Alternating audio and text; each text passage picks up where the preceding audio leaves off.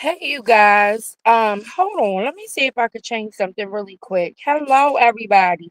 I meant to put 12:20. I don't know why I put 2:20 because I have a meeting I gotta be on. Give me 1 second. Let me see if I can change it. And I know I put this at the last minute, so I know some people might catch it on the replay. Oh, it's not gonna let me edit while I'm in it. So I'm sorry, you guys, but I meant to put 12:20 on this, and instead I put 2:20. So I know some people might not come in. For those who catch me on this on a replay, I apologize for making the error. I wanted to come and give an update on what's going on with foreign relations in reference to the war between Russia and the Ukraine.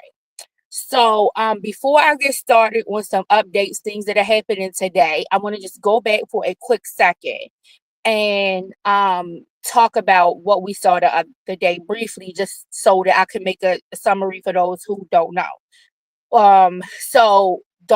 President Trump and JD Vance and Marco Rubio, along with several other reporters from newspapers and news stations that were already pre-selected and approved by President Trump, met with President Zelensky, Vladimir. They say Vladimir, but I think it's Vladimir Zelensky. I think. Let me double check because I know a lot of times it gets confusing because you got so many Vladimir, Vladimir, right? But they say Vladimir. And so that's where I think, like one time, I don't know if you all recall, but President Biden, former President Biden, had mixed up the names pre one time before when announcing at a international meeting. And I think it's because you got these two countries that are at war, and their leaders' first names are so similar. So it's Voldemir is Zelensky's name. That's how you pronounce it. But a lot of people have been saying Vladimir, and I think that's because they're used to saying Vladimir Putin. So, but Volodymyr Zelensky is the president of the Ukraine, right? And so he held a meeting, like all leaders formally do when a new president comes into a country or a new leader, however that leader is identified. And as everyone knows, the Ukraine and Russia are involved in this war, and the United States position has been that we are allied to the Ukraine, and so we have been supporting them in that effort, right? And so the Ukraine is not a NATO country. I want to be very clear about that. Um, the Ukraine, along with Georgia, used to be a part of the USSR, right? And this is part of the history and why I just wanted to go back slightly briefly for those who are not as familiar with foreign and international policy. So we're not going to go into a long history of the USSR. Right now, I'm just going to briefly explain how this came to be so that you can understand some of the rhetoric that you are hearing surrounding coming out of the White House and coming from some of these political talking heads, some of the Republicans now who have changed position, who once were defenders of the Ukraine in this war, and now because of President Trump's shift, now they are changing their tune. Lindsey Graham being one of them. And I'm gonna point out something really quick, like I said before I get started with the update about something Lindsey Graham did. But so there are several countries that used to make up the USSR, right? And so the Ukraine was one of those. And so there were several countries, like I said, that left that Soviet the USSR and they became independent nations, right? So the Ukraine is not a member of NATO, right? But the the threat so this is the talking point coming out of Russia. And part of it I can see, and it is part of the reason why I say, like, depending on which way you look at this whole thing, the United States did have some role. And so when you hear Donald Trump say that, this is a talking point that's coming from the Russia side of the argument, right? So the United States wanted, under the leadership of other administrations, right, wanted to expand NATO. And part of expanding NATO, they were considering whether or not um, Georgia was going to be extended, the Ukraine was going to be extended, right? And so there were foreign policy advisors who were advising the NATO leaders, which the United States is one, to make it very clear to Vladimir Putin that they had no intentions on expanding NATO into the Ukraine, right? And so this is some advisement that was not taken. And so Vladimir Putin looked at, there was some conversation about the United States going into the Ukraine in order to dig for these rare earth minerals and to do some business with the Ukraine and prior administrations, right? Putin did not want the United States that close to its border. And I meant to kind of like put my thumbnail as a map so you could see how close it is, the border, to where they will be digging. But he didn't want them there. And logically, that makes some sense. And I'm gonna tell you why it makes sense. It makes sense because that would be the same as the United States. That would be the same as if Russia wanted to come dig along the border of Canada. It would be giving Russian intelligence too close of a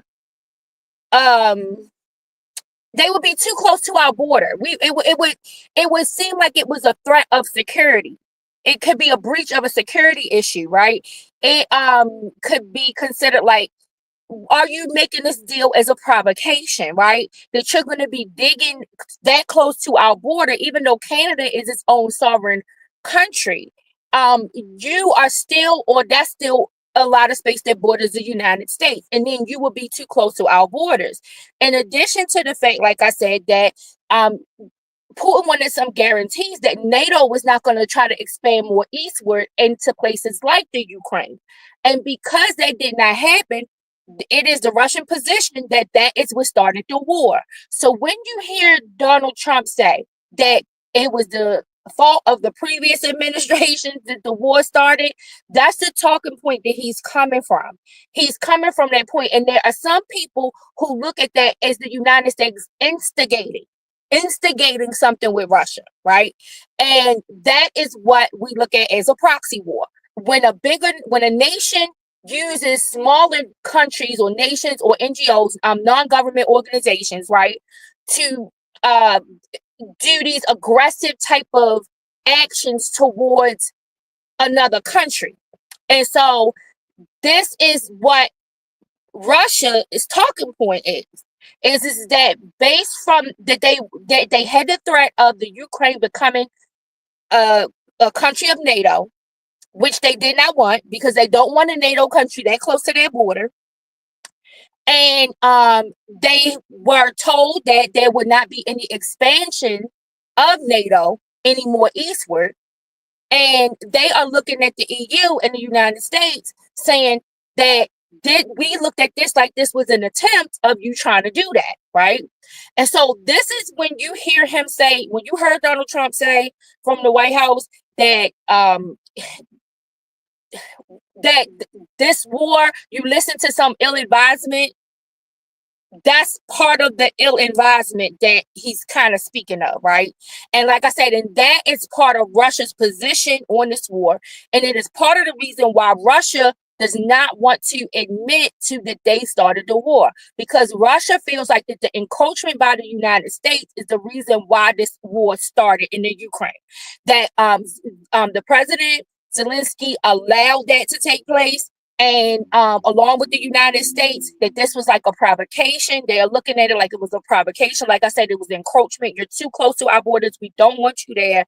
And so this is what happens. And so this is why when it comes down to this mineral deal now that is being negotiated, my question is, why is it okay now? And in my opinion, I feel like the only way that it will be made okay where Putin will agree to a ceasefire is because Donald Trump is the president. And this is not lasting peace. This is not something that will be considered lasting peace because we elect a new president every 4 years. And so they have a 4-year term.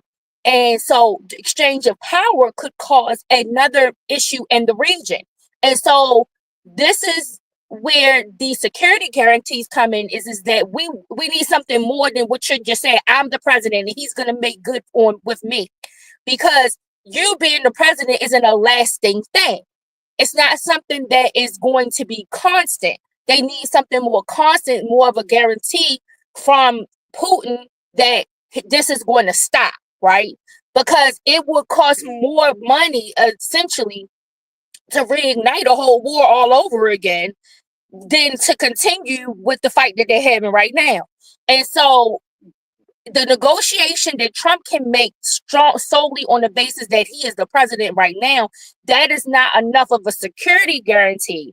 And I believe that this is what what Zelensky was trying to stress to Trump. Number one is that I don't even believe you can trust Putin. But okay, say you want to trust him and say he will make good because you're his friend. There is going to be another election. When there's another election, there's going to be another American leader. We are broken a deal about these rare earth minerals. Will he be okay with the fact that the United States is digging that close to the border under the authority of another United States president?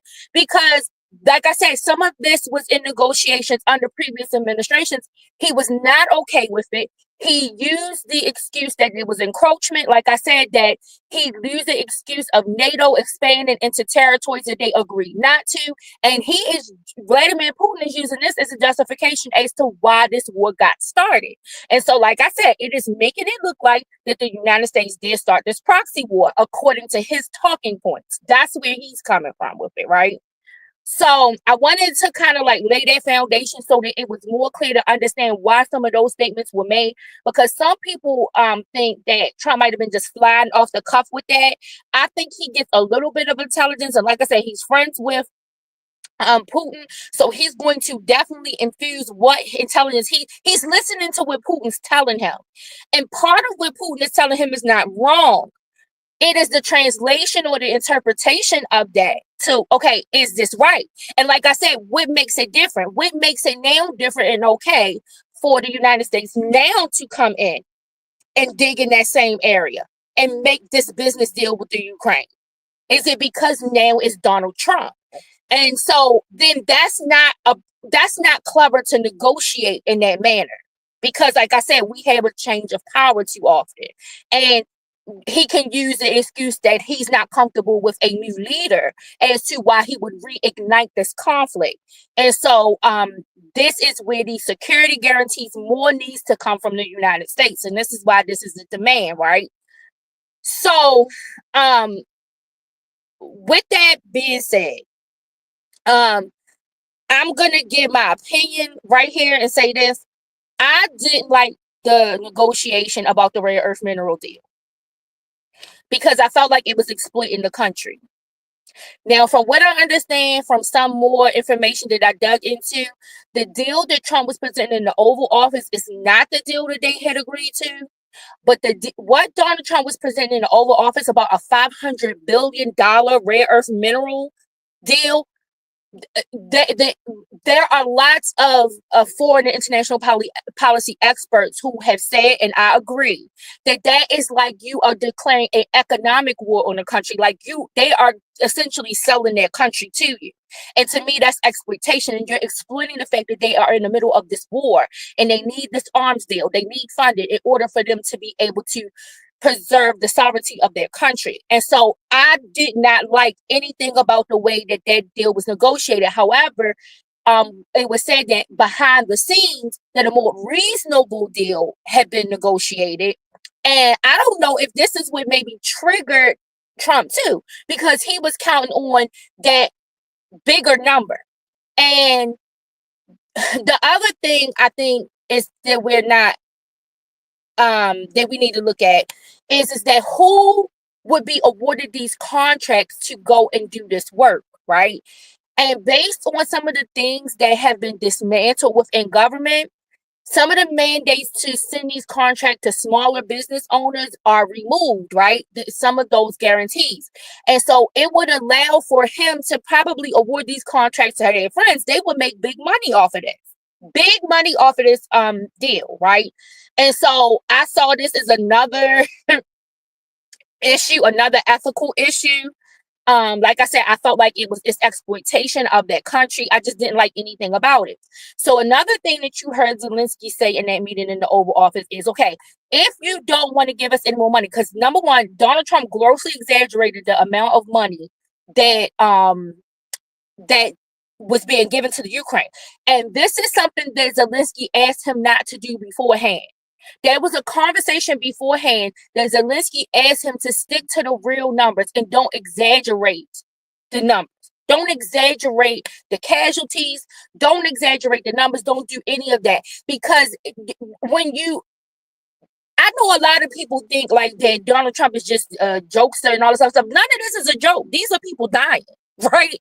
And so none of this is a joke. And to take the situation in all seriousness, don't come before the public and say something that's not true, because that's like you're saying that you're expecting this leader to sit there and listen to lies being told about his people, lies being told about his country, and you want him not to say anything. And you don't want him to say anything because that's what's guaranteeing that you're going to give him assistance and aid and help, right? So when it had got to the point in the conversation where it was questionable of whether or not Donald Trump would provide any more financial aid to to Ukraine, Zelensky asked Trump about, would you still be willing to do an arms deal? Will you still sell us weapons? Right? That was a question on the table, because in all actuality, what Donald Trump knows and what a lot of people know who have fact checked this is that the United States has not given more money than the other countries have given to the war in the Ukraine. They had a substantial arms deal, but they have not been the major support as far as financial to the Ukraine, right? And so Zelensky wanted to know whether or not they would still be able to purchase weapons, right? And so all of this whole meeting just left everything in limbo. And like I said, you have this country that is in the middle of a war with not with a superpower, but one of the major world powers. The United States is a superpower, but you have United States, China, and Russia. This country is in war with one of the three main powers in the world, right? And so to stop funding, to stop all of this stuff right in the middle, it's inhumane. It is absolutely inhumane. And so this became an emergency, and it became an emergency to the European Union, right? And so the European Union had to respond to the call, because every day that goes by without Ukraine not knowing what is going to happen, you are having casualties, people dying, right? That's what this translates into. So the European Union decided that they were going to have to respond immediately, that they could not wait on the United States. Before I give you the European response, I want to read to you something else that Donald Trump did. Give me 1 second. So, this article comes from Politico, okay? And it was written on March the 5th. And it's an article, and it says, U.S. halts intelligence sharing with the Ukraine, right? So it says the United States has temporarily cut off intelligence sharing with the Ukraine, officials said on Wednesday. The latest blow to the relationship between the Trump administration and Kyiv. CIA Director John Radcliffe confirmed the decision in an interview with Fox Business Network on Wednesday morning. 4 people familiar with the move said that the freeze began sometime after the Trump administration paused weapons shipments on Monday night. The people were granted an amenity to talk about ongoing intelligence sharing between the two sides. Both moves follow a heated Oval Office exchange on Friday as President Donald Trump and Vice President J.D. Vance attacked Ukrainian President Volodymyr Zelensky for failing to show enough gratitude for American support and saying that Kyiv was overplaying a weak diplomatic hand. Radcliffe indicated the pause could be temporary, but was an effort to put pressure on Ukraine to get to the negotiation table. I think on the military front and the intelligence front, the pause that allowed that to happen, I think, will go away. And I think we'll work shoulder to shoulder with Ukraine as we have to push back on the aggression that's there. Radcliffe said, President Trump is going to hold everyone accountable to drive peace around the world. National Security Advisor Mark Walls later confirmed the news, saying that the Trump administration will be reviewing all aspects of U.S. relations with Ukraine, while it indefinitely pass intelligence sharing and military aid. A congressional aide familiar with the move said the intelligence pause covered everything and took effect on Tuesday morning after the White House announced that U.S. military aid to Kyiv had been paused. The news raised widespread alarm bells on Capitol Hill, even among some of Ukrainian allies that are closely aligned with Trump. I'm very worried about the long term, said Senator Lindsey Graham. Now, let me stop right there. Right after the meeting, Lindsey Graham came down and he called for he is the one who initiated the call for Zelensky to step down. And to me, it was the most insulting thing to do. And to me, in my opinion, it's sure what the United States is doing. To me, I feel this is a moment to exploit them, because this is the thing. The minerals deal is not even negotiating what funding is going to be given going forward. That deal is to negotiate what has already been given. So they're negotiating something retroactive. This is something that had already been discussed with the prior administration. Hey, Sir Miguel, how are you? This is something that had already been discussed and negotiated with the prior administration. But the minerals deal is being negotiated to discuss monies and weapons that have already been given. So this is not to say what they're going to be asking for going forward. So Lindsey Graham calls immediately after the meeting in the Oval Office went awry. Lindsey Graham is calling for the removal of Zelensky, for Zelensky to remove himself. And this is a tactic that is done a lot in the United States with regime change. It is a push to force a leader out, right? And at the helm of this, what we also have to consider, Donald Trump knows that he's up for the Nobel Peace Prize if he's able to negotiate peace between these two countries. So that minerals deal that he stands to benefit from, because we don't know who he's going to award these contracts to. We know that he easily sells out this kind of stuff. So we don't know who these contracts are going to be sold to, essentially, in order to dig for these rare earth minerals. And then that poses a whole nother threat in and of itself. I mean, I can think of so many security problems with this situation, right?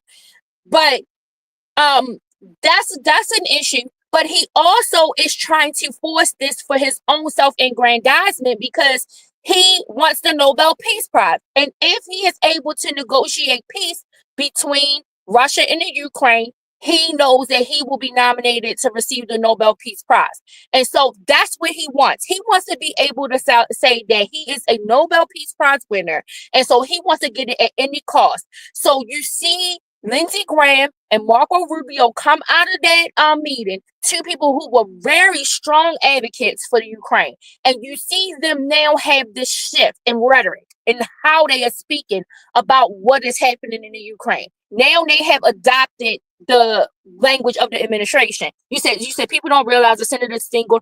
Exactly, Sir Miguel. That's what I'm saying. It's a lot of sinister ass shit going on. A lot of sinister ass shit going on here. And so, like I said, what makes Putin okay with the United States digging so close to the border now? He wasn't okay with it before. And it is the reason, like I said, it is part of what he's using to try to justify why the war is not his fault.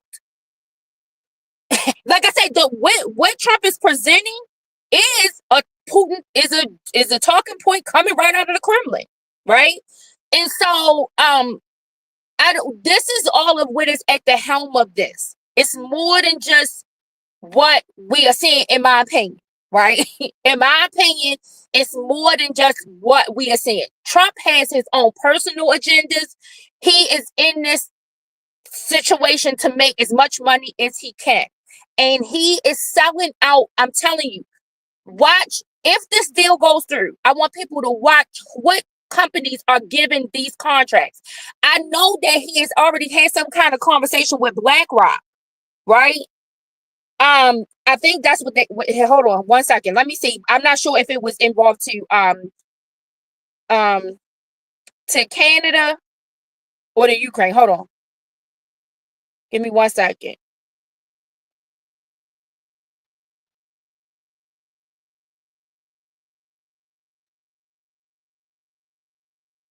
Give me 1 second. I just want to make sure that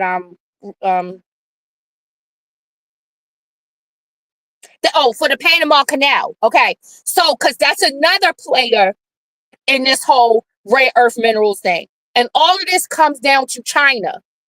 It has to do that. This man wants to do anything to make himself the best at everything. And he don't care how many lives go down, how many countries go down, or anything. He does not care. All of this is, in my opinion, his plan to try to say, for him to make avenues, for him to make more money now and when he leaves the presidency. And also, like I said, for him to get things that will get himself acclaim, things that he can go and brag and be braggadocious about, right? And so he's been speaking to BlackRock about the Panama Canal, right? About digging there. And so I don't know who's he's intending to deal with when he's talking about sending people to the Ukraine in order to go dig these raw earth minerals that are right there at the border, like I said, of Russia, right? This deal, like I said previously, was discussed in previous administrations about having access to raw earth minerals inside of the rare earth minerals inside of Ukraine, and Putin was not okay with it. He is using this as part of his reason for the invasion, right? So now it is awfully strange that he would be okay with it. Why are you okay with it now? Is this? I don't know. I'm just at that point, I can only speculate and say, is there some type of agreement and negotiation that we don't know about, where Putin is involved in this? And like I said, and then how lasting is this? Whatever Donald Trump is able to broker between the Ukraine and Russia, how long will this last? Is it only good until Trump is no longer the president? Then that's not a good negotiation, right? You said Elon Musk is due to make $38 billion with government contracts from the U.S. and absolutely. And what they are doing is going to be more. And like I said, that's why they increased the debt ceiling. If they were going to take all of this money that they found that was being wasteful spending, if it was a corruption and all of this, like I said, corruption, waste, and fraud, and all of this stuff that they are saying, why don't they take those funds and redistribute them out? They're not doing that. They are increasing the debt ceiling. And so by $4 trillion. So all it is like I said, none of this is right. None of this stuff is right? So now the Ukraine is in the middle of a war. They don't have access to U.S. intelligence in order to try to help them get through the war. And this is the bad part, right? So a lot of people ask the question, well, the United States has given them money. The Ukraine needs to pay something back. This was part of the argument earlier in the week when the Security Council met to vote on a peace agreement, on a ceasefire and a peace agreement, right? Where Trump told the United States ambassador to the United States ambassador to vote no on the peace agreement. And the peace agreement was going to require Putin to take responsibility for the war. And Trump did not agree to that. So he told his ambassador to go and vote a no. Belarus voted no. These are the countries that voted no. Russia, Belarus, China. I'm sorry, not China. China abstained. Russia, Belarus, the United States, and North Korea.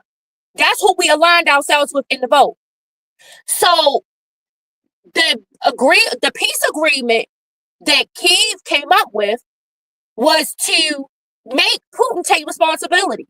He did not want to take the responsibility. And the people of the Ukraine will not accept anything less. So then, like I said, we get into the Oval Office with President Trump, with President Zelensky, Vice President J.D. Vance, Secretary of State Marco Rubio. And in that room, Donald Trump blames the war on the United States. And no matter what people want to believe or think, he's blaming it on the United States, not just on one particular president. He wants to keep saying Joe Biden, but Trump needs to understand, and I know he understands it. He's purposely doing this, but he represents the United States.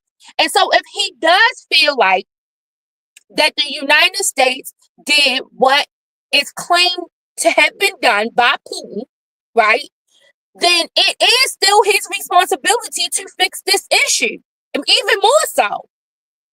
And shouldn't be asking for anything in return to fix the issue, because it is, if you feel like that Ukraine, an ally of the U.S., took bad advice from a previous administration, you should fix it, right? But that's not his position.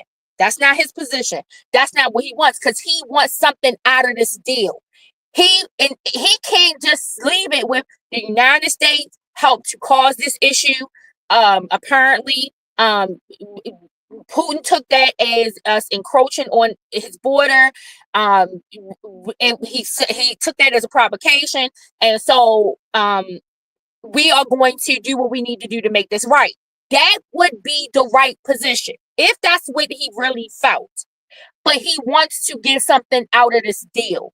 And it is those rare earth minerals that he wants to get out of this deal. And like I say, I feel like he already has some intentions on how he's going to exploit the situation, and asking for $500 billion up front already let me know that was exploitation. Like I said, you're exploiting a country that is in the middle of war. You are essentially, like I said, waging an economic war on this country, and you are basically telling them that they are going to have to sell their country to you, essentially, in order for you to continue to assist them. So, like I said, behind the scenes, a better deal was negotiated. But I have a feeling that Trump was not okay with whatever his advisors and everyone else had negotiated. And Lindsey Graham had, I know I stopped in the middle of the article, you guys, but I wanted to stop for this reason, because it mentioned Lindsey. Lindsey Graham had spoke with Zelensky prior to the whole thing and told Zelensky.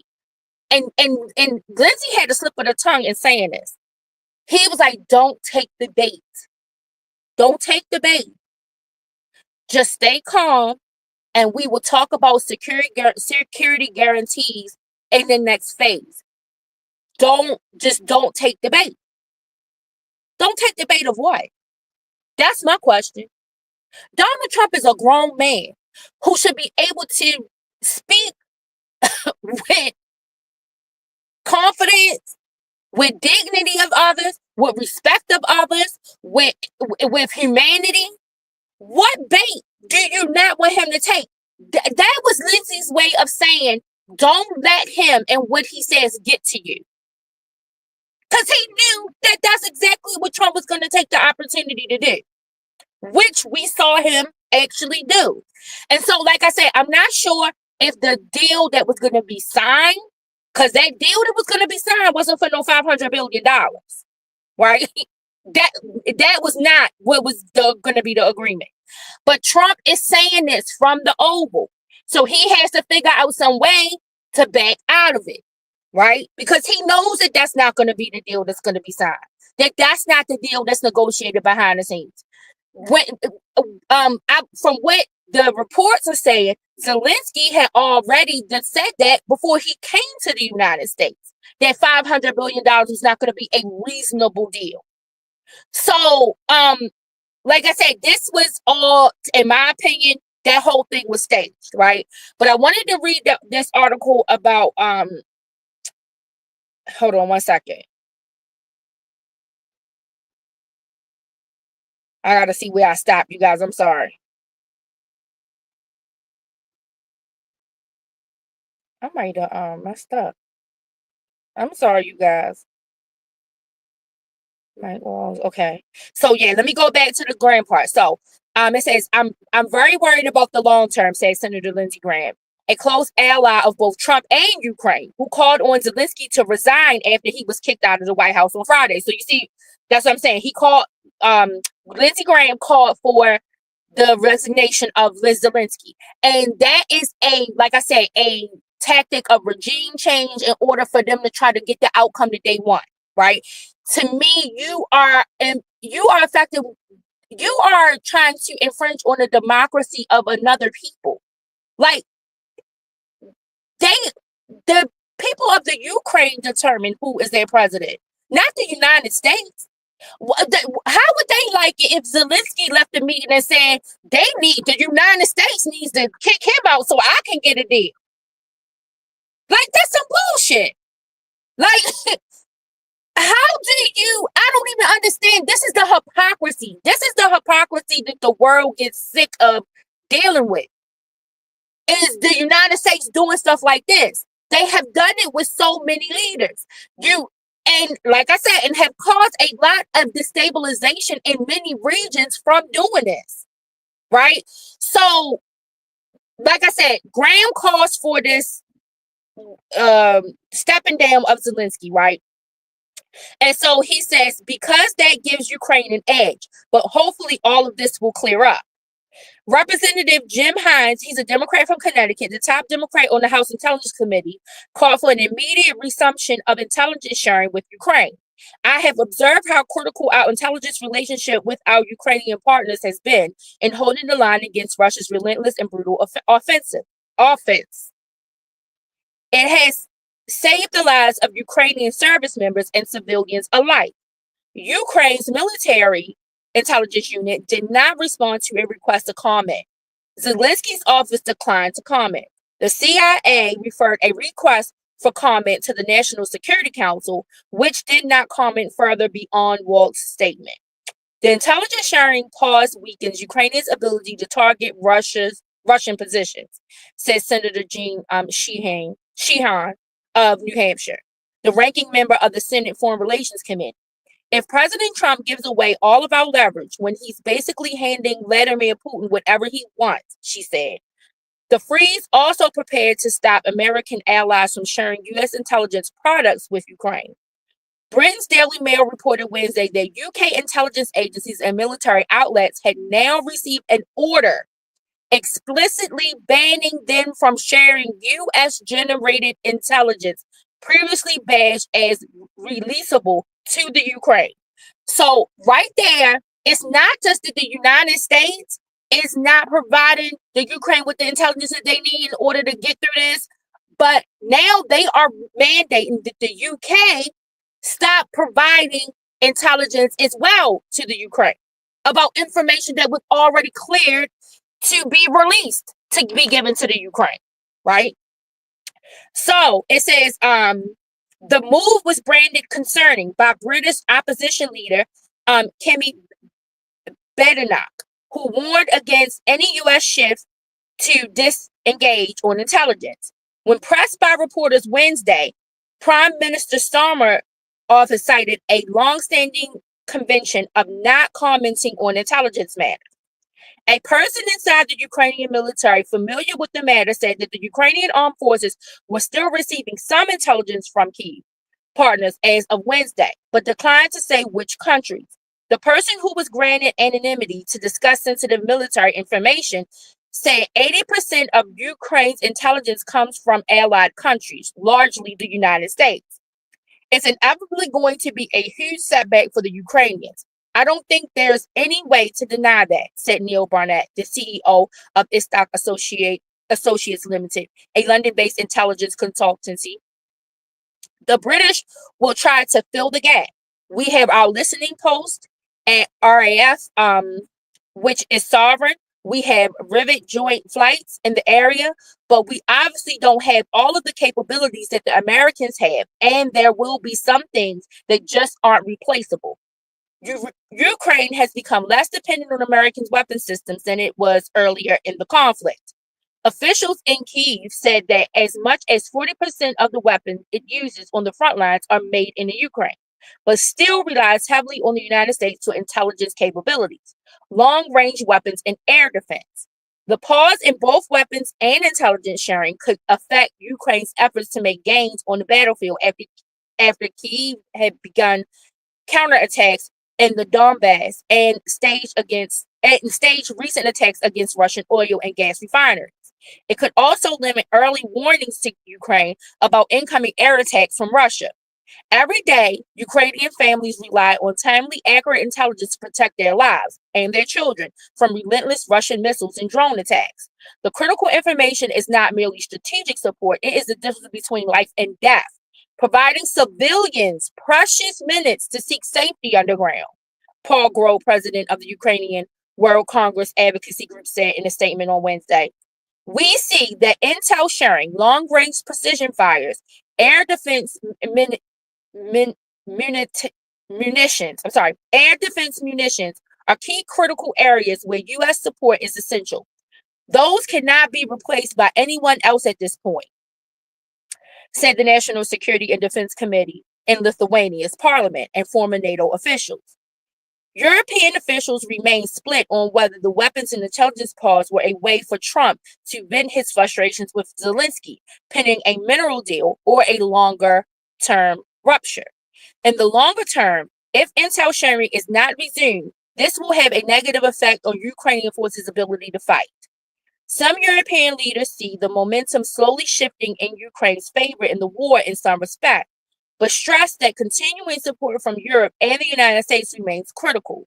Russia has shifted its economy to a war footing, but has been quite damaged. We know their economy is not doing well, but their industrial capacity is quite good, said Permanent Secretary of Finland's Ministry of Defense, Isa Pulkkinen. Ukraine's industrial capacity has greatly improved for building things like drones, but is still not enough and needs an influx of Western investment and support. So that is the report on the intelligence sharing. The intelligence sharing has halted. The UK has been advised to halt intelligence sharing with the Ukraine, U.S. intelligence sharing with the Ukraine. And this is, like I said, going to impact the way that they are not just fighting on the battlefield, but also the way that they are able to protect their civilians, right? So that is some of the effects of what we are seeing. Now, I wanted to read to you guys about the gross exaggeration of the amount of money that the United States has sent to the Ukraine. This article comes out of the BBC, and it says, how much has the U.S. given to the Ukraine? It was written on February 27th, and it was updated on March 1st. So I don't know if this was slightly before the meeting or right after, but the 27th of February was when it was originally written, and there was an update made to this article on March 1st. And the article reads, support for Ukraine has become a key issue since Donald Trump returned to the White House. President Trump has made a number of claims about how much the United States has spent compared to European countries, but some of his claims are questionable, with no evidence to back them up. President Trump has made this claim on a number of occasions, including when he hosted France's President Macron in the White House this week. BBC Verify can find no evidence to back up the claim. There are different calculations on U.S. spending in or related to Ukraine, and they produce a much lower figure. The Kiel Institute, in a German-based think tank tracking support going into Ukraine, it calculated that the United States spent $119.7 billion on aid between January 2022 and December 2024. Others have reached a higher figure, but with a broader definition of what counts as spending on Ukraine. The United States Department of Defense has provided a figure looking at all spending on Operation Atlantic Resolve, a response to Russian invasion of Ukraine. It says that 182.8 billion has been appropriated, a figure that covers U.S. military training in Europe and replenishment of U.S. defense stocks. Either way, both figures are considerably lower than claimed by the president. We asked the White House about the basis for the 350 billion claim. So far, they haven't provided an explanation. So this is going to go. Has the United States spent 200 billion more than Europe? Because this was another claim that was made. And it says President Trump has claimed we spent more than 300 billion and Europe has spent about 100 billion. That's a big difference. The short answer is figures suggest Europe has spent more than all aid is included. And as above, we can't find any evidence for the 300 billion figure. The United States is by some margin the largest single donor to the Ukraine, but Europe combined has spent more money than the United States, according to the Kiel Institute. The figure includes aid directly from the European Union, but also from bilateral deals from European countries, both inside and outside the EU. It includes military, financial, and humanitarian aid. They calculate that between January 24, 2022 and the end of 2024, Europe as a whole spent 138.7 billion on Ukraine. In the same period, the United States spent 119.7 billion, according to their figures. NATO Secretary General Mark Rutte made a similar argument, adding Canada into his calculation. Mr. Rutte said February 2024 in February 2025. In 2024, NATO allies provided over 50 billion euros in security assistance to the Ukraine, nearly 60% of this coming from Europe and Canada. We asked for NATO figures, but they said they were classified. This is a claim President Trump made when he hosted President Macron. It prompted President Macron to disagree, saying both Europe and the United States have given a mixture of grants and loans. The EU has provided loans, but also grants. President Macron is correct, according to Kiel figures specifically on financial aid. But they suggest President Trump also has a point. The U.S. has sent more grants, while the EU sent more loans. Okay, so that one was like I said, embellishment, right? However, again, there are different figures out there. The European Union says EU countries have provided around 154 billion in aid so far, and that just 35% of that has been loans. Like the United States Department of Defense, the EU has used a broader definition of what counts as aid to the Ukraine. EU loans will have been a ginormous term, say Ukraine. EU loans will have been on generous terms, say Ukraine will be repaying less interest than it would normally.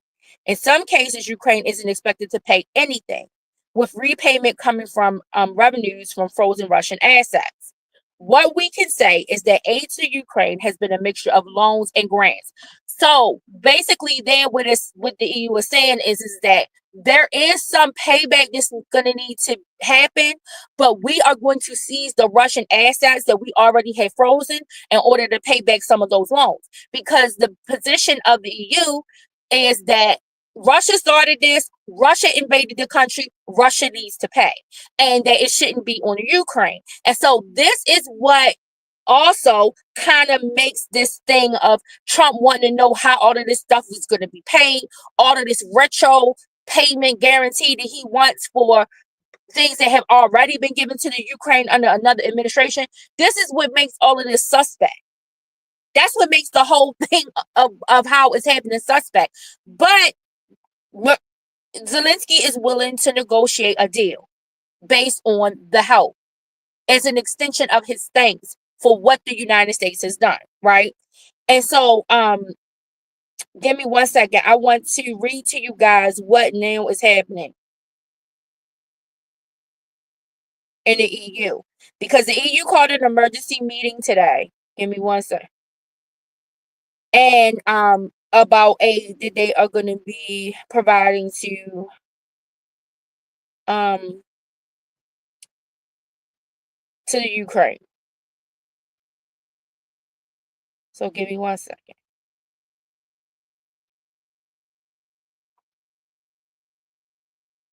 Okay, so this article comes from the New York Times, and it was written on March the 4th.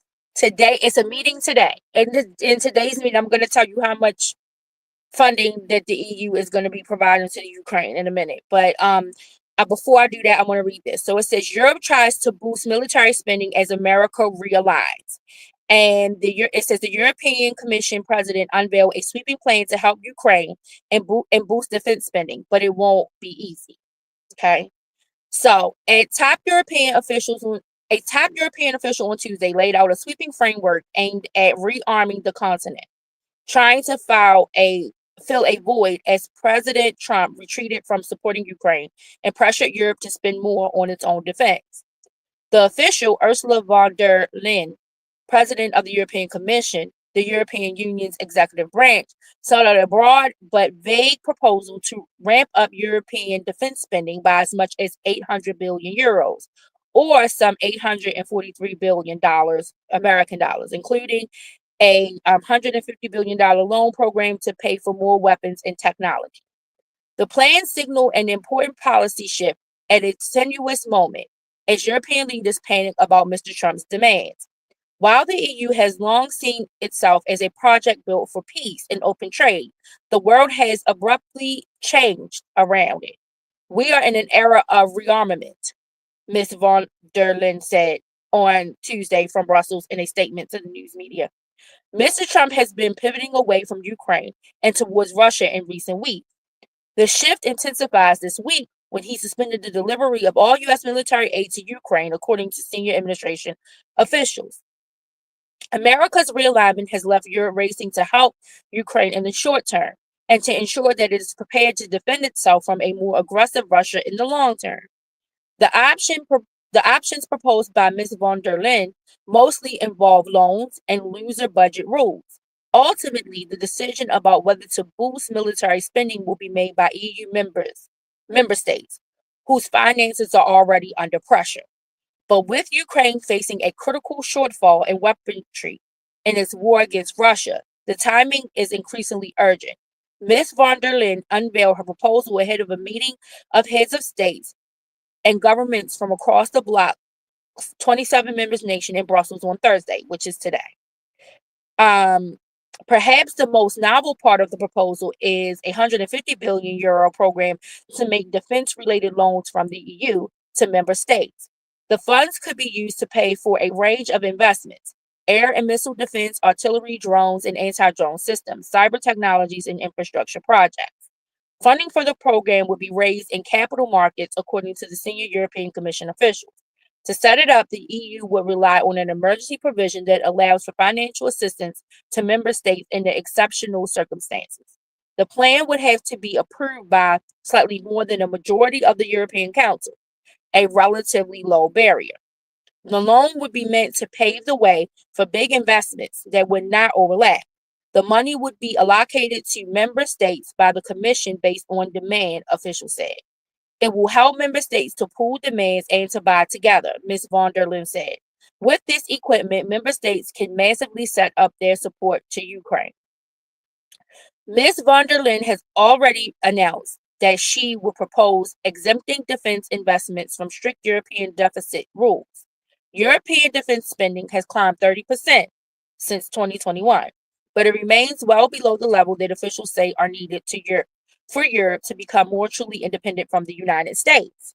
A budget limitations are already biting. EU countries are supposed to keep their deficits. The gap between how much they spend and how much money they bring in through taxes and fees to below 3% of their economic output, while limiting their debt. Failure to do so can result in fines. 8 countries, including Belgium and Poland, are already bumping up against the limit or are seriously in breach of them, as is France. Given that Europe has been trying to find ways to allow individual nations to spend more on defense without making drastic cuts elsewhere, for instance, to healthcare or social services. Ms. von der Leyen suggests on Tuesday that a budget escape clause would be a central part of her plan. See, she suggests that if European nations use the space to increase spending by another 1.5% of gross domestic product, nearly doubling it from just under 2% now, that would add up to about 650 billion euros over 4 years.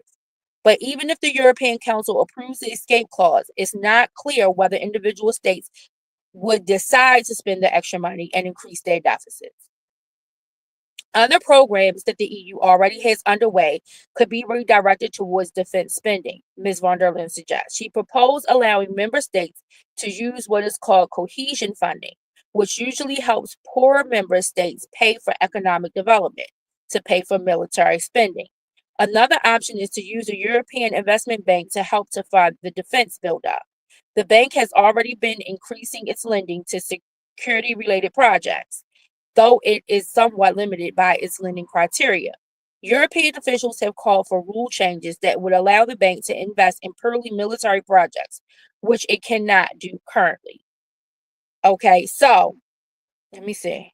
And that is the end of that article. So today it was determined, like I said in the article, that it was determined that 880 billion euros will be given to the Ukraine in order to fund and support this war.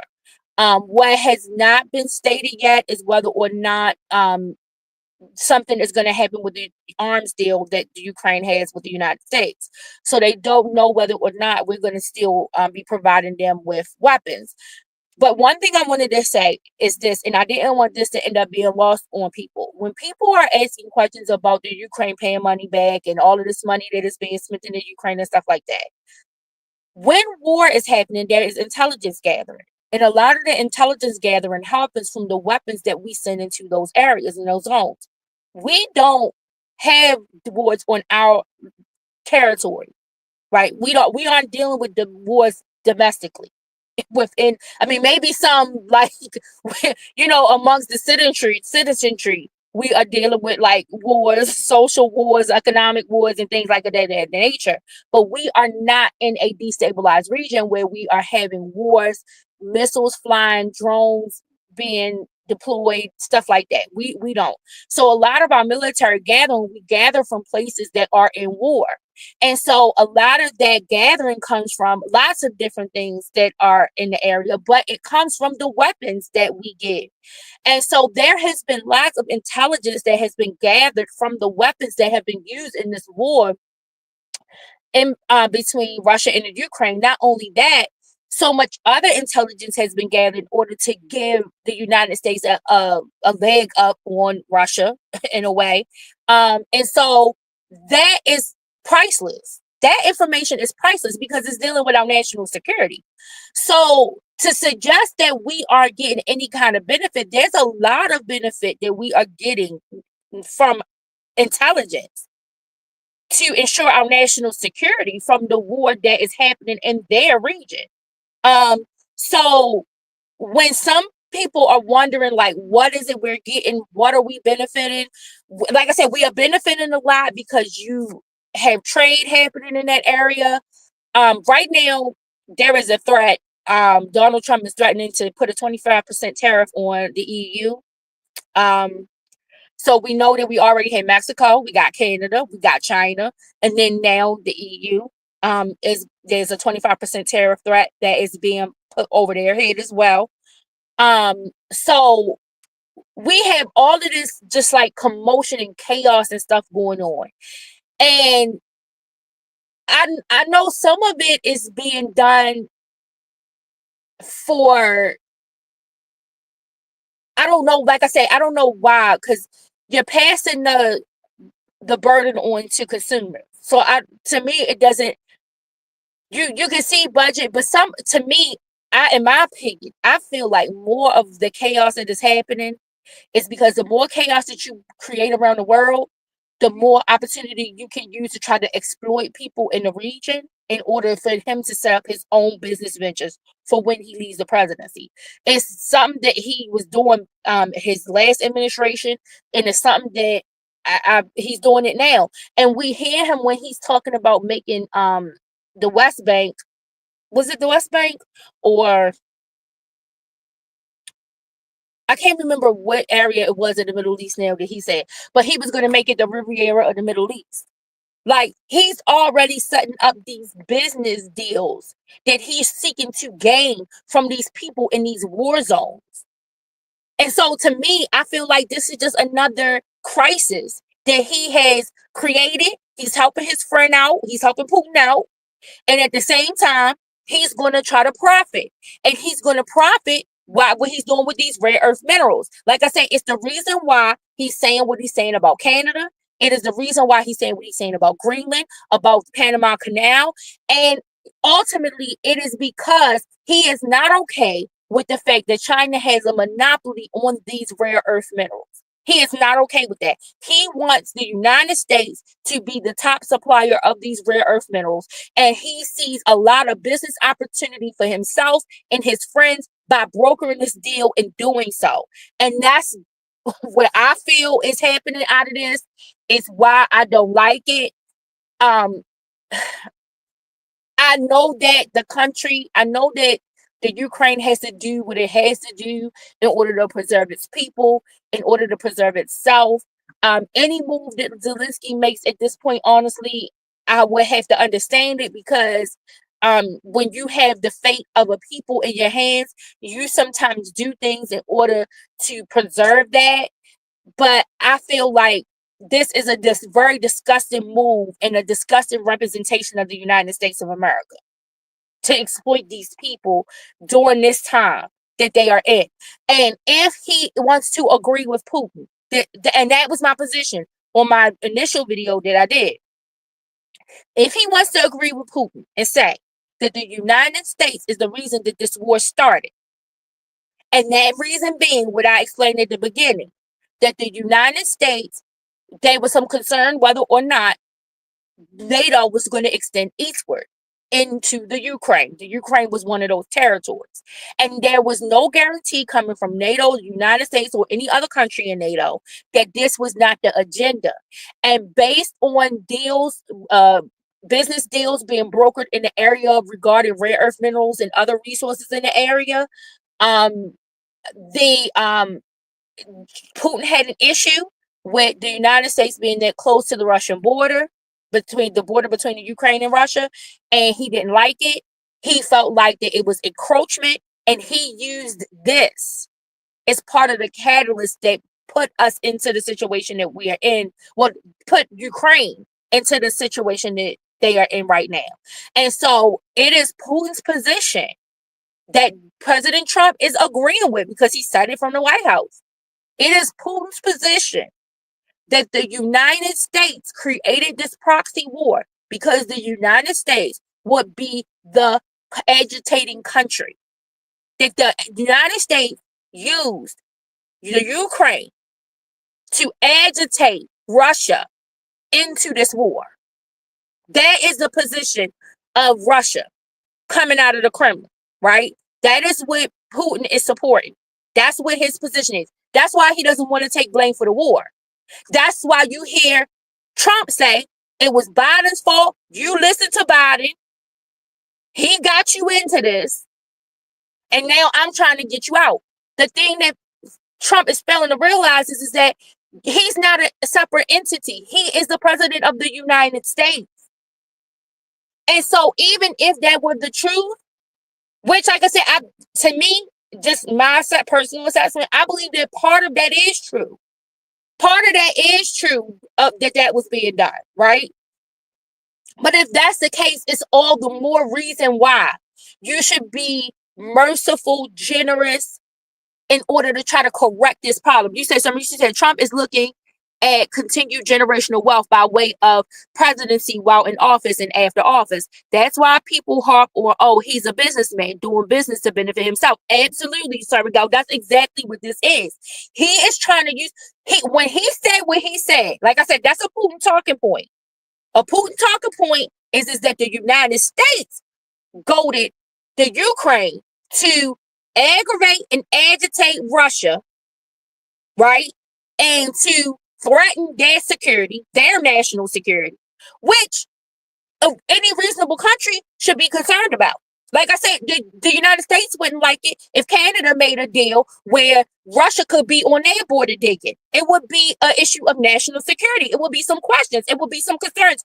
And the United States will respond and they will react. And so this is Putin's position. Putin is saying, you all wanted to come over here and broker this deal. I wanted some guarantees that the NATO alliance was not going to be extended eastward. I was not getting those guarantees.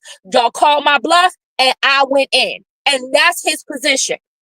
And so Trump is signaling from the White House saying that this was the United States. The United States did this. So if, like I said, if that is his position, then his position should also be to fix the problem. And that the burden should not be on the Ukraine for what the United States instigated. If that's what he want to believe. And like I said, I'm not, because there is some reasonable belief to believe that that is possible. that is what was intended to be done. That NATO was intending to enlarge their territory, which was not agreed upon, and it was what the confirmation that Putin wanted. A lot of times, I think that we get so immersed in things that we only look at our own position in the world and look at things from our own vantage point, right? And because we are Americans, American national security is the most important thing to us. But we have to also understand that the other nations expect that their nations are going to be secure. And so I'm not saying that Putin, listen, I don't trust none of Putin at all, right? I don't trust him. To me, I think that's his excuse. But what I can say is a reasonable excuse. It is a reasonable explanation for him saying why he went in to invade the Ukraine.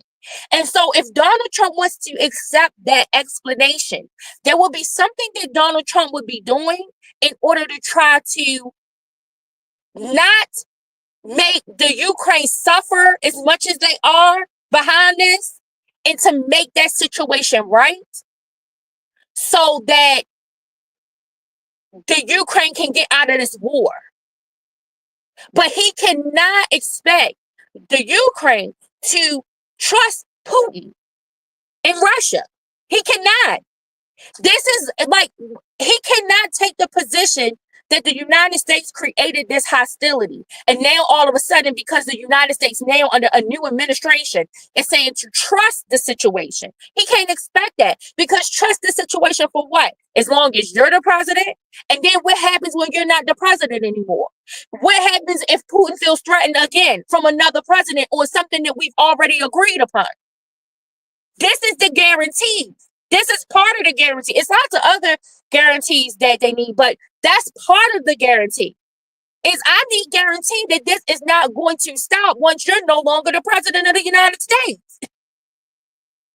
I can't make a deal that is only good as long as you're the president. I need more. There's no leader who could broker everlasting peace, right? That's why it's not called everlasting. But I need something more lasting than the 4 years that you are going to be in office. It needs to be something more. It needs to be some kind of more of a guarantee than that. There needs to be some more of a penalty or punishment for not following the agreement than what we've been seeing, because we've seen that he doesn't care about agreements. He's shown over and over again he doesn't care about agreements. And the way that Putin deals with his political opponents in his own country is a sure way for us to not want to trust anything that he says or does.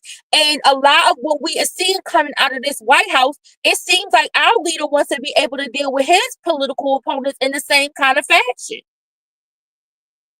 So that is also a concern of another country.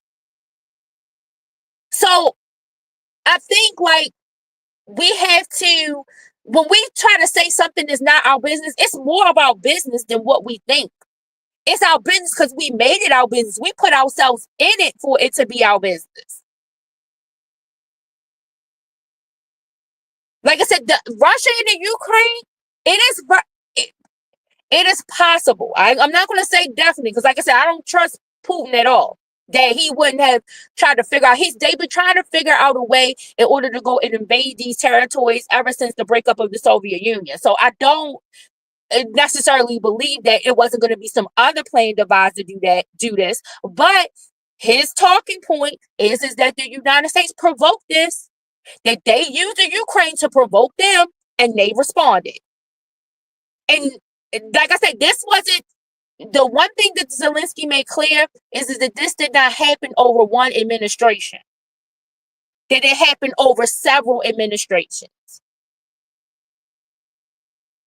And so, like I said, there has to be some more of a guarantee to the people of the Ukraine. Not just, oh, I'm going to broker this deal, we're going to do this, and now it's only going to last through your presidency. There has to be some more of a guarantee than that. And this is, like I said, what I mean when I say that the United States goes around. I've said this, y'all heard me say this over and over again, goes around this globe, starting proxy wars in all of these different places because of access to their resources that they want. They want to access resources of these places. The problem of that is that them accessing some of those resources, some other countries are not okay with the world superpower having that kind of access to their territories, to their borders. You know, this is another thing. Like I said, we saw this also with North Korea and South Korea. Remember when Kim Jong-un was making all those provocations against South Korea when in the process in between of Obama leaving office and Trump coming into office? Same kind of situation. And oftentimes we just look at the other leader, we just call the other people terrorists, and we have no clue what is being done to instigate these people to act like this.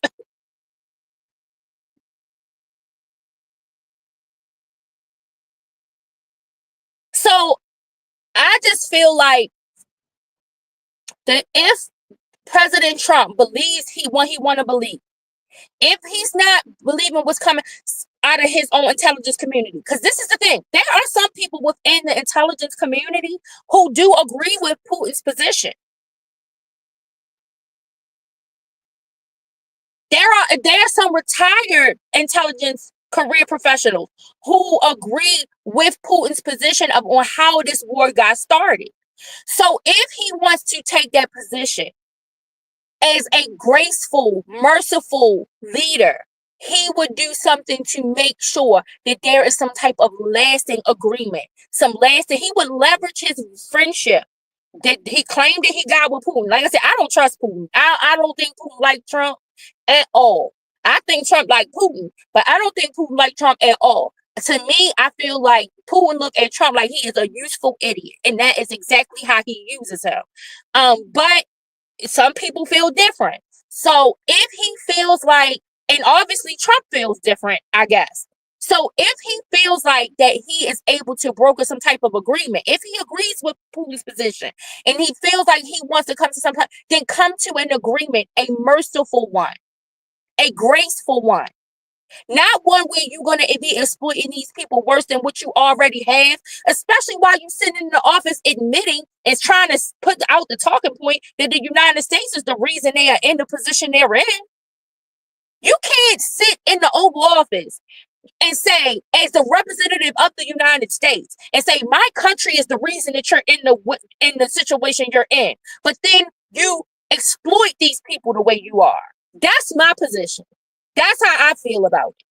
And could y'all come to some kind of a deal where you will have some type of access to these rare earth minerals in some form of gratitude? Absolutely. But to ask these people to sell their whole country out to you because they should just be so thankful to you. Thankful for what? You just sat here and said that it is the United States' fault that they in this predicament. What the hell? What is it that they need to be grateful about?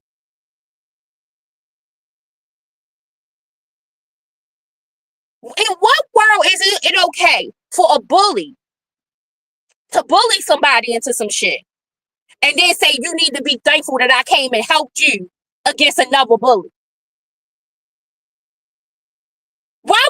okay knowing that you still gonna be bullying me. Now I didn't get out of one situation with one bully to be now beholden to another bully that make sure that I'm okay against this bully. That's essentially what you're asking him to do. So it is honestly, I'm gonna tell you, in a perfect world, this is my opinion. I would really hope, and now at this point, that the EU will be able to do what they need to do to be able to help Zelensky through this whole process. Um, Honestly, if I'm gonna be honest, I'm gonna say this honestly, as somebody if I'm being neutral, I hope that they don't get not one foot into the Ukraine to dig not one rare earth mineral out of there at this point. Not right here, not at this point in history, not at this time in history. I don't. Because I feel like that this is a moment that they are using to exploit these people in front of the whole entire world. What I can say is that this is American, but this is not the American ideal. What we are seeing is very American. It's what the United States has done around the world. But this is not the American ideal. Not the ideal that so many of us people, and that's why I try to make a distinction between the country, the state, the country, and then the people. This is not the thing that most Americans want to uphold. This is not the thing that we want to make right for people to do. We've watched them go into many territories and exploit them. Places in Africa where we screamed and hollered about them doing. This is what I'm saying. Like, I don't know if people are not not worried, because I guess they wouldn't need to be worried, but I don't know if people aren't as concerned about it, or they are so matter of fact or don't care about it because they're looking at these people and these people are European, so they're like, well, we don't even care because they exploiting places in the world with people who look like us. Well, this is the problem, is when we are falling silent when they are doing it those places, they will do it everywhere. They will do it everywhere. And this is exactly what they're doing. And unfortunately, now at this point, they are doing this to our border countries. And what does that mean for our own national security? They are doing it to our own allies over in the EU. How does that make them vulnerable to China? Like, no, I don't think people, and then we are thinking about how we might not feel the impact, but we should be making decisions for generations to come. What will that look like for our second, third, fourth, fifth generation removed from us? We might die in a secure nation, but we might be giving them over to a hostile nation, a destabilized region. And somehow, like I said, I think in the United States, we don't think that can happen. It's a lot of people who don't think that that can happen, but it has happened. It has happened. Major world empires have felt like it wouldn't happen to them, and it did, and they fell. We have to be better than that. We have to be more responsible than that. And even if we can't get the people who are in the office to think better we should be thinking more better in our thinking. We shouldn't be cheering this on and championing this type of behavior coming from the highest office in the land. This is the most disgusting breakaway. I I don't think, and this is just my opinion, I don't think that even if they wanted to be a breakaway from NATO, it didn't have to go like this, is what I can say. It didn't have to happen this way. Would I support a break from NATO? No. But there are lots of other foreign policy experts who have different opinions on why we should break away from NATO, we should stay with NATO. Even if there was going to be a breakaway, I don't think it needed to happen this way. This type of thing is what causes world wars. He is absolutely right when it comes to that. And what does that look like for Americans? That's my question.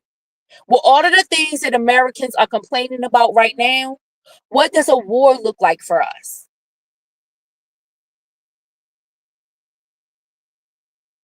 I said this before. We are only the superpower because there is some power to distribute.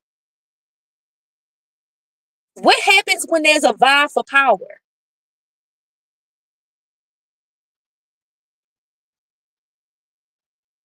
We are the superpower because some of these countries have relinquished their power for us to have more power.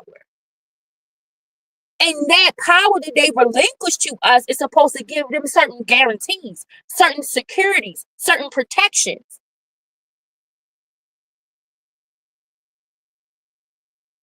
What happens when there is a struggle for that power? Which it's always a struggle. You always have one country, especially when you're looking at Russia and China, who want more power because they are so close to the brinks of being a power. Each one of them have something missing that keeps them from being able to be in that position. But when you switch up policy positions this way, when you change and shift things like this, you make an opportunity. You make an opportunity for someone else to seize that power. It is traditional that the Chinese have been isolationists and that they only come out when they really need to. But will they get more ambition to be a more standing in the world? And if they do, they just need a military to shore them up because they definitely have the money. Russia needs the money. They got a military. So it's like we always one step away. We are always one step away from a power shift. We have witnessed here in our lifetime a political shift domestically. As we watch this political party shift that is happening right in front of our face. We keep saying Democrat and Republican, but we are watching another kind of rise of another party. This is not just a climate of Democrat Republican, right? Right now, you got the Republicans are scared of the rise of this other machine that's coming out, right? So we're watching a political party shift right now happen before our eyes. Now we are watching the same thing happen in the international system. And what will be the effects of us seeing that? The security of the world is dependent on the security of everyone and how secure everyone feels in the world. And whenever that shift, it's just the same thing as in the air that we breathe. If you take out the oxygen,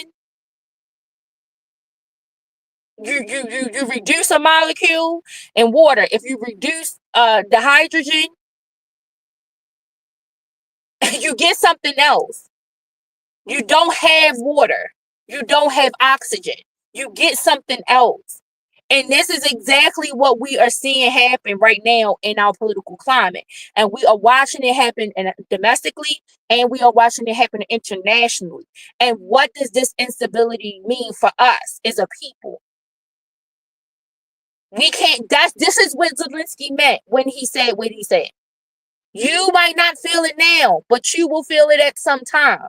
That wasn't some type of threat, some type of physical threat to them. The Ukraine doesn't even cannot even stand up to the United States in that kind of a way. It wasn't a physical threat. It wasn't if you live long enough. It's the same thing our parents say to us. If you live long enough, you'll see. It will happen. But because the United States is such a young nation and that we think we are so much older than all of the ancient empires of the world, but because we are such a young nation, we don't want to heed that. We don't want to heed that kind of a warning because we don't think that it can happen. And I'm telling you that it can happen. And how we treat others is how we will be treated in that time. And that is why I stay focused on this. This is why I stay focused on stuff happening around the world, because what is happening around the world is important to us. How we are going around the world and treating others around the world, it matters. It matters at how they come here. You know, like when I hear so many people, and I was supposed to only make this a short live, but when I hear so many people be so disgruntled about how immigrants treat people of color, a lot of the reason why immigrants come to the United States and treat people of color a certain way is because of how our own people project us to be here in the United States. It is the image that is given about us abroad that impacts the way that they treat us when they get here. That's a lot of times the reason that they come here already with these preconceived ideas of um, different of America and these different ethnic groups in America. It is what is displayed in their media. Some of that media is very restrictive.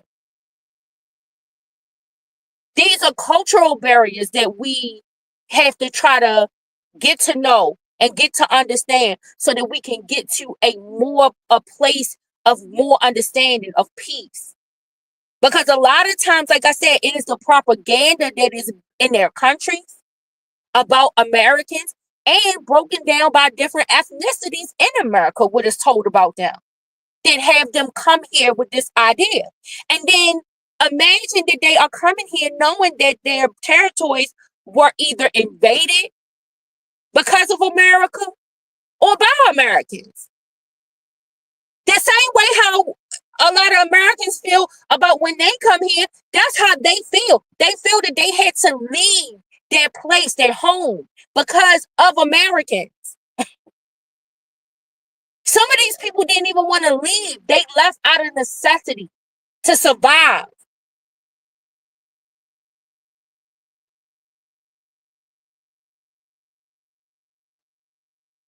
So I don't know. I just have a different way of looking at the world, of looking at people around the world, of looking at what the real situation is and why somebody might really have and feel the way that they do and not be so trusting. Just be imagine having to be forced to be transplanted somewhere else. That's what a lot of these people, the issue. Right now, there's a conversation on whether or not the Palestinians, just a crazy conversation, whether they're going to transplant them over into Greenland. Just imagine having to be forced out of your home, out of your place, out of your sacred. To them, those places, just like we look at the United States, a lot of people look at it as sacred. That's sacred grounds for them. And imagine just having to be forced because of what they are being told is American invasion. They're telling us that they are the terrorists. But guess what? To them, we are the terrorists. That's what I think gets like lost in translation when we are going to go talk around the world and talk about these various groups. We are talking about them as if the whole world looks at them like they're terrorists. It's parts of the world that look at us like we are the terrorists.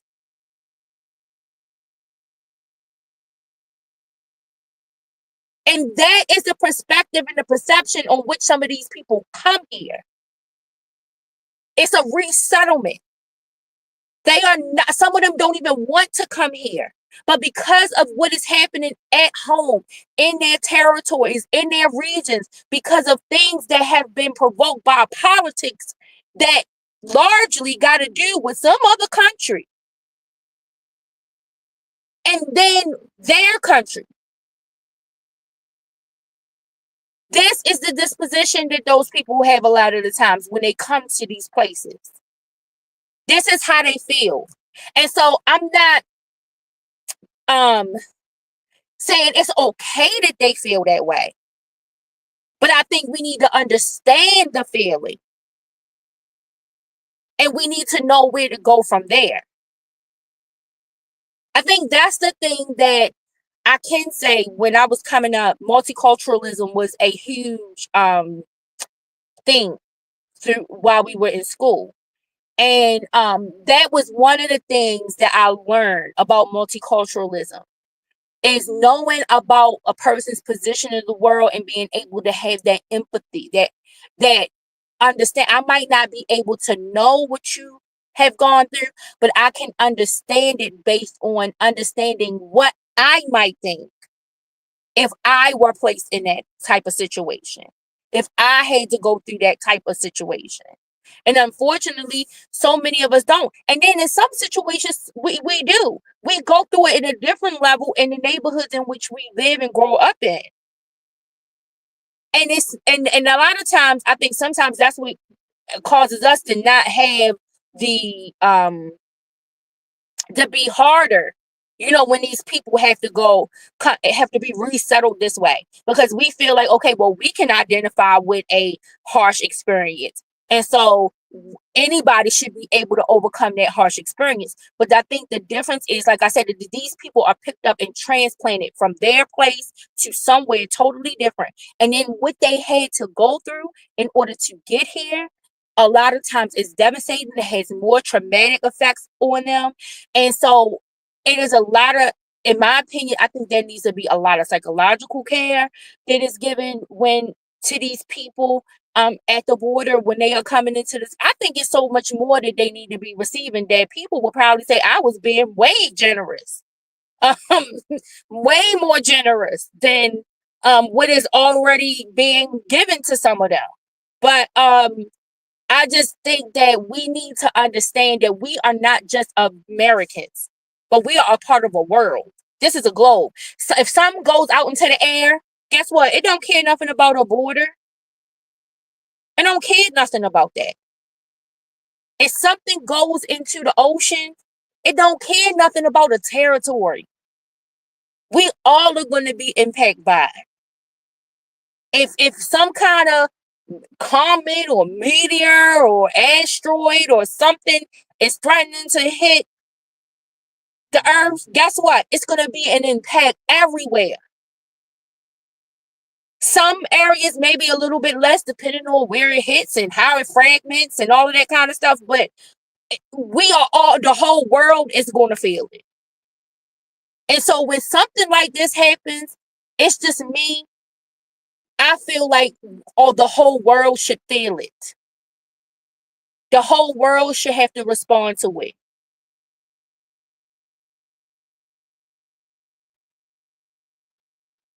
We only look at like natural disasters as things that we need to have a response and an empathy for and a sympathy for. But we don't look at the self-determination of a people as it's something important. And probably because our own self-determination was stripped from us. That is probably one of the main things that make people of color so desensitized when they see other countries or other ethnicities go through certain things. A lot of times we are the first ones to respond, but then we remember our own struggle. And then that will make us just say, you want to know what? We had to go through it and they got to go through it too. I don't know. I see a mixture. I see a mixture of people who are concerned. I see a mixture of people who just don't care at all. And I wonder, my mind always goes to wonder, like, what is going to be the response to those people if something devastating happens in America because of what we're seeing. Like, I don't know if I want to put this up because I know different people got different opinions about what they think happened to 9/11, right? But there are lots of people who believe that 9/11 happened because of stuff just like this. That there was an attack on Americans.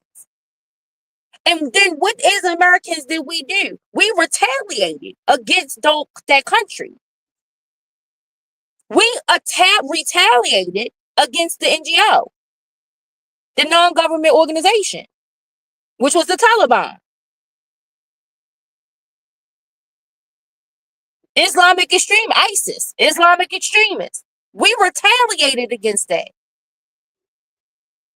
But we retaliated against that, and it's possible that we did something to bring it on. because of what our country did and represented us in another country and what they did to them. And 9/11 was a devastating occurrence. No matter how it came about, no matter what people think. I got my opinions, and my opinions are more on the traditional side of it. But no matter what people think, it was devastating. And there was a probable cause for it.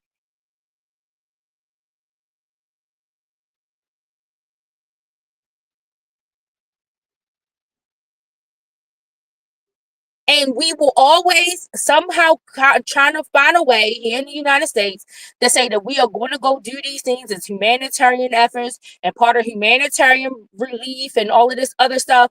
And sometimes that is the case, but sometimes that is not the case. Sometimes it's about greed and people using their power and position in order for them to try to do something, and then they get into a situation like we're seeing, because this situation that we're looking at right now with the Ukraine, with Zelensky and Trump, is very personal. This doesn't have much to do with their countries at all. And if Trump was a different kind of man, he wouldn't even be having this type of attitude to, even if he doesn't like Zelensky, he wouldn't be doing this to a country.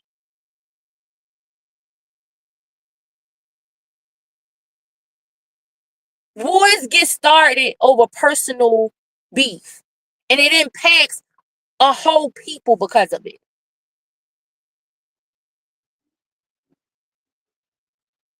Trump not liking or thinking he don't like the way that Zelensky is speaking to him. Well, guess what? I'm sure Zelensky didn't like the way that Trump was speaking to him. Neither one of them did. But then we get to find out more as we listen to the exchange back and forth. Oh, he went to go thank my political opponent. I didn't like that. That's not a reason to not fund your ally in the war. This is about a country. This is not about the individuals.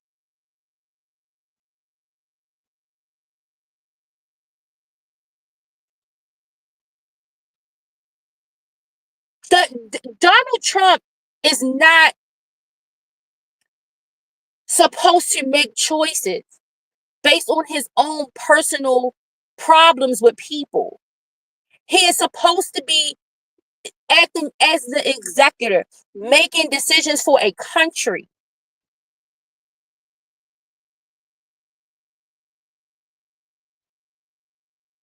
Him allowing, yeah, I hear all the time people talking about people getting emotional and letting their personal feelings and this and that. If that wasn't personal, I don't know what was. If that wasn't emotional, I don't know what was. That was not no sign of strength.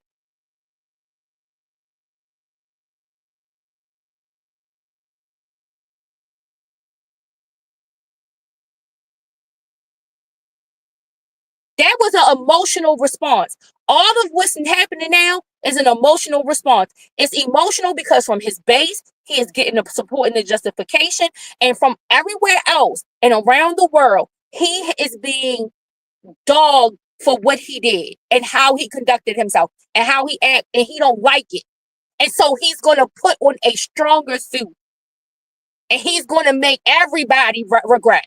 Just like what he said in it, I could be, if you want somebody to be strong, I can show you strong. That's what he's doing. That's what he thinks that he's doing.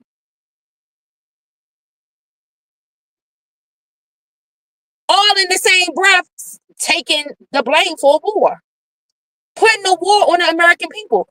Go back and listen to what he said. He told Zelensky America is the reason that he's in this situation.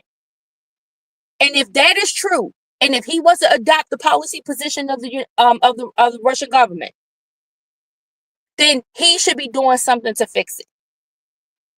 Because that's what a real leader would do, is to do something to fix it.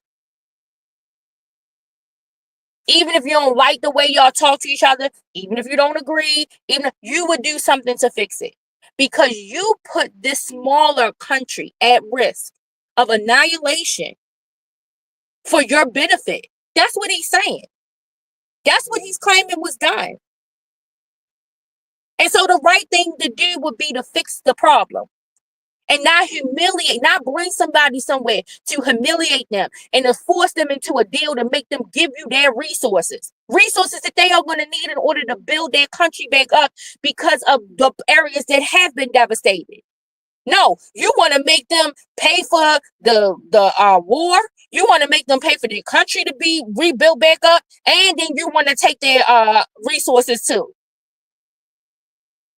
Well, how is he any better position than he would be if he would just let Russia come and invade the Ukraine and take it over? It would be in no better position. Especially if another person like him come along. I don't know, y'all. Listen, I talked to y'all for a long time today. And I didn't mean to, I just wanted to come back in here really and tell you guys about that the $880 billion deal that the EU is working on to get some aid and assistance to the Ukraine. Like I said, I don't know what is going to be. They in the article I read you, it said that a lot of their weapons that they are producing themselves for just some air weapons and aircraft and missiles and some things like that they have been getting from the United States. Like I said, the United States, in addition to them wanting to cut off the intelligence to the Ukraine, they are also going to be cut off from some intelligence because they're not going to be getting the intelligence back from those weapons. And honestly, I don't even, it's so many questions I have. Like I'm just wondering. This is why I find international relations and foreign policy fascinating, because I'm even concerned like how it's gonna impact like in American intelligence even being in that region at this time, because how do they know that American intelligence is not being given somewhere else? Given to their opponent. How will the EU treat the fact that the United States is still there gathering intelligence and then denying that intelligence to the Ukraine? Who else is getting, like, I don't know. This is getting weird. Um, and I'm gonna continue to watch it. I hope that you guys can find something to understand out of it. I know it's a lot to explain. Sometimes it's hard to explain because you cannot give somebody, for a person who has followed this for so long, sometimes it's hard for different people. Some people are very good at explaining this stuff, right? For others, I know sometimes for me it is. It's hard for me to explain everything that I'm thinking in my mind and translating it to other people to understand, because it's just something that I have been watching for so long. It's something I've been engaged in for so long. And so it's hard sometimes like to give that out, but hopefully there's something that you can understand a little better from me coming and having some conversation with those who listen than what you understood before you came. I hope that it is. Like I said, I encourage people to always go down a rabbit hole and look at things themselves. And I encourage you guys to go look at where did this start, right? Because where something started is important. And like I said, you're going to see two different positions. You're going to see one position where you're going to be just told that it is all 100% Russia invaded the Ukraine. It is Russia's fault. You're going to see another position that's going to say, well, Russia felt like they were being encroached upon by the United States by some deals that were in the works between the United States and the Ukraine about the conversations about the expansion of NATO, and these were threats to the national security of Russia, and they responded. They responded to that. And so you're going to see those two different positions and then see where those positions lead you to. And formulate an opinion on your own on what you think it is. And then after you formulate that opinion, formulate what you think should be done. Do you agree with me? Do you think that the United States, if it is the fault of the United States, should they be doing everything possible in order to get Ukraine back to a position of peace, right? Or should the United States just say the hell with it and we don't care? And no, it wasn't the fault of the U.S. It was the fault of Putin, and Putin should pay. You can have different positions, but the position should always be an informed one based on you looking into it, and not just based off of emotion from watching a clip in the Oval Office, right? From what you think you saw. Some people think that they saw the strong man in the Oval Office. Well, they might think that because they might not know how all of this started. And so I wanted to come on and give you some more of that background, something else for you to think about, something else for you to question and go down the rabbit hole about and come up with your own conclusions. I wanted to come on and tell you about the deal that is being made from the emergency meeting that took place today. And I will continue to monitor the situation like many other situations that I'm monitoring. I don't know if you all saw, but on my community wall, I posted about Prince Harry and that he settled with Rupert Murdoch and from Piers Morgan with Piers Morgan and Rupert Murdoch. Um, and I thought that was interesting because I thought it was interesting in light of what we're seeing happen, what we saw happen with Jay-Z and Beyonce. I feel like that Rupert Murdoch did not want to get involved in another high profile civil litigation. Um, Especially during the time that he was going through this with Prince Harry, because the litigation between him and Prince Harry extended from the time that Princess Diana died. So the settlement incorporates that time. And if they had gone to trial, some information would have been released on how far they went in order to gather information, to stalk, all of that kind of stuff. That family, the royal family. And it ended up leading to Princess Diana's death. And so Prince Harry did settle with that. And now Piers Morgan has gone on his own. Rupert Murdoch no longer owns Uncensored. I believe Piers Morgan is now only going to be doing Uncensored on YouTube or something. I'm going to look more into it, but I honestly believe that the break that Murdoch and Morgan have had has to do with that the situation with the Princess Diana leading up to all of the other things going on with the royal family. And then now this recent thing that happened with Jay-Z and Beyonce. Murdoch does not want to be responsible for any of more of Piers Morgan's reporting. That's how I feel. Like he got his own he got his own things to worry about, and I don't think that he wants to be held liable or responsible for anything else that Piers Morgan might do in his negligence. So there are a lot of people who criticize the way that Piers Morgan has gone after Meghan Markle, but it's a history of Piers Morgan along with other paparazzi and other journalists and stuff like that that were under Rupert Murdoch that contribute to some of the defamatory things that have happened surrounding the royal family. And so, like I said, Prince Harry settled. It didn't say how much the settlement was, but there was a public apology that had to be issued. There was a settlement that was given to Prince Harry.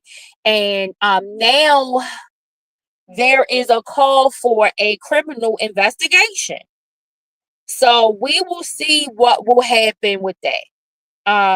Because there are some that are saying that they are not satisfied with there just being some type of civil settlement on the issue, but that there needs to be some criminal investigation. And so we will see. We will see what will happen with that. But I'm gonna look more into that so I could try to bring that to you, because that's something that we can use to try to like not talk about something so serious. And then I want to come talk to you guys too. I posted on my community wall about the honor killings. I wanted to talk about that because there's several that I want to talk about, but one in particular where the CIA and the FBI were both involved, and there was some controversy on that one on whether or not they could um, even let it be known, because the CIA was involved in an intelligence investigation on some terroristic activity. And then the FBI wanted to move in because of the honor killing. And they ended up in court. The FBI and the CIA ended up in court together, determining which one was more important. And the CIA was saying, no, our intelligence gathering on the terrorist activity is more important than what was concealed. What was revealed. I'm sorry, not concealed. What was revealed through the sneak and peek warrant, because it involved the sneak and peek that was put in to a home because of a suspicion of terrorism. And they ended up capturing this honor killing on the wiretap, and the FBI wanted to go in and arrest based on that information on the honor killing, but the CIA still had not gathered what was necessary in order to get them on the terroristic activity. And so the two agencies had a dispute. So I want to talk to you guys about that because I thought that was important. And then also, I did not forget for Queen Keish and Kim that about the United Nation of Islam case with Royal Jenkins. I'm going to look more into that and bring that to you guys too. So those will be some lighter things for us to talk about, and I think that'll like take us away and give us some like downtime from all of these current events, things that just keep happening every second of the day, so that we can get away from those things, and then we can also be gathering information, new information, and understanding things that we have not seen before, but we won't be things that we are currently, it won't be current events, things that we are currently in the middle of. And so I'm going to probably try to bring those to you next week, and take a little bit of break if I can, from having the update or bringing updates on what's going on in the political sphere right now. So I love you guys. You guys have an amazing day. Thank you for coming here and chilling with me during I did already eat my lunch before I started talking to you guys. But thank you for coming and chilling with me while I eat my lunch. And I hope you guys were eating your lunch or getting some work done or doing something else productive while you were listening. And I will talk to you guys soon. Peace.